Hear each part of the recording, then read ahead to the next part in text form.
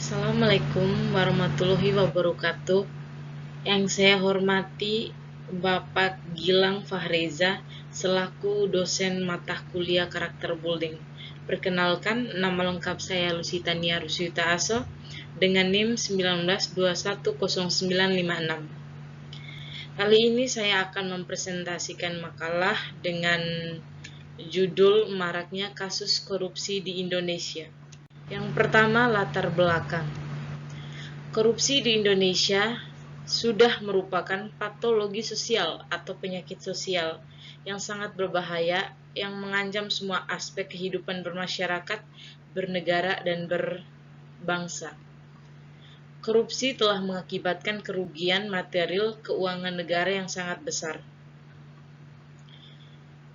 Yang lebih memprihatinkan lagi adalah terjadinya perampasan dan pengurasan keuangan negara yang dilakukan secara kolektif oleh kalangan anggota legislatif dengan dalih studi banding.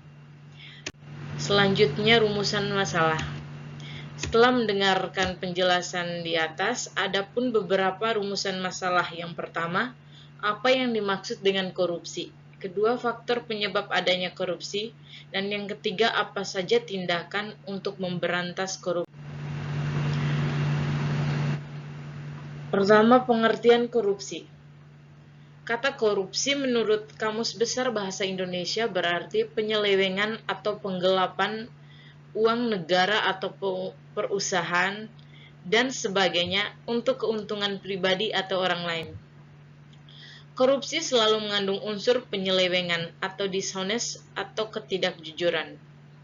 Dengan Undang-Undang Nomor 28 Tahun 1999 tentang penyelewengan negara yang bersih dan bebas dari korupsi, kolusi, dan nepotisme, disebutkan bahwa korupsi adalah tindakan pidana sebagaimana dimaksud dalam ketentuan peraturan perundang-undangan yang mengatur tentang pidana korupsi.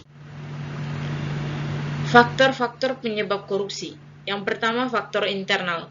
Faktor internal dibagi menjadi 3. Yang pertama, sifat serakah.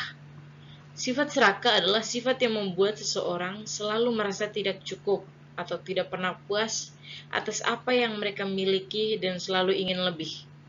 Yang kedua, moral yang lemah.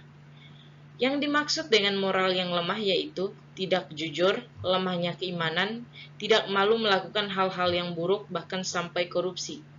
Yang ketiga, gaya hidup. Hal inilah yang membuat seseorang melakukan korupsi agar mereka mendapatkan harta yang lebih hanya untuk memenuhi gaya hidupnya itu. Yang kedua, faktor eksternal. Faktor eksternal dibagi menjadi 5. Yang pertama, faktor sosial. Robert Merton mengatakan, korupsi merupakan perilaku manusia yang mengakibatkan oleh tekanan sosial, sehingga menyebabkan pelanggaran norma-norma.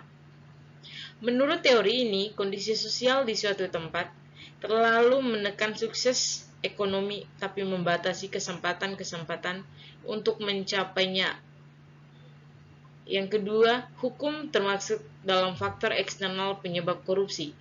Hal ini dikarenakan hukum yang berlaku tidaklah sesuai dengan apa yang telah para pelaku korupsi ini perbuat.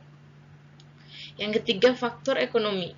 Faktor ini disebut-sebut sebagai penyebab terbesar terjadinya tindakan korupsi. Dengan gaji yang pas-pasan, tidak akan segan-segan untuk melakukan korupsi demi mencukupi kehidupannya sehari-hari. Yang keempat, faktor organisasi. Organisasi ialah serangan para koruptor.